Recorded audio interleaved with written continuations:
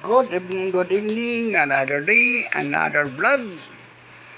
Magluluto po tayo ng sardines with pichay. And then dito yung mga ingredients natin, yung bawang, sibuyas, at saka yung pinaka ng pichay. Ayan, naka-ready na siya, tawag nito. Ginisa na yung sardinas saka yung mga ingredients. Ayan, habang nag-aantay tayo at nagpapakulo, medyo naka-voice muna tayo, gawa ng hindi na-record yung voice natin doon sa natin habang nagluluto. Kaya stay tuned, subaybayan at ating nanghapin ang lasa ng ating nilulutong gulay with pichay and ginisang sardinas ng Mega. Love and shout out sa ating mga viewers and friends, ating co-vlogger. Ayan na, binuksan ko na at nilagyan natin ng binuksan na natin yung asin. Ating salt. Ayan. Small amount of salt. Ayan, stir. Make-up natin. Tikman natin yung sabaw. Uy! Yan namnam ang sarap ng sabaw. Then,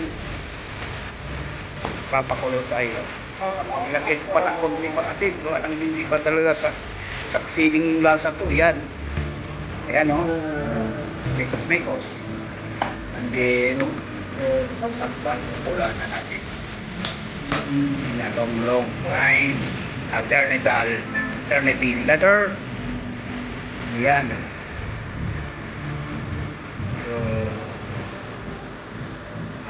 sarap na. Kumukulo na yung natin at nilagay na natin yung pinakadaon ng pichay para yan. Pakuluan natin in 1 minute or 30 seconds para maano yung sabaw, yung pinaka dahon ng pichay. Mekos, tikim. Uy, kalasa. Lasang ginisang sardinas. Solve na naman ang ating dinner ngayong gabi. Ayan, ang daming sabaw. Para marami mahigop. Ayan. Sige, waiting for the time to eat. Sige, salamat sa inyong panonood. See you my next video.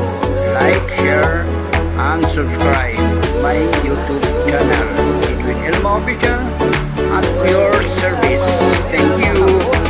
Bye-bye. Mabuhay.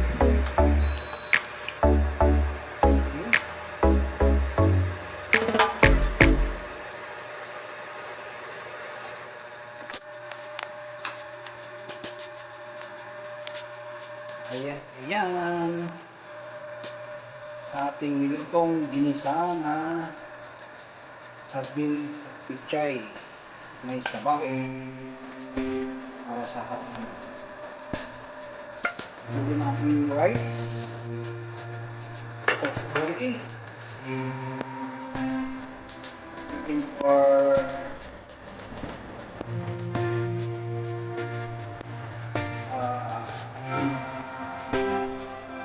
you and see you the next video. Bye.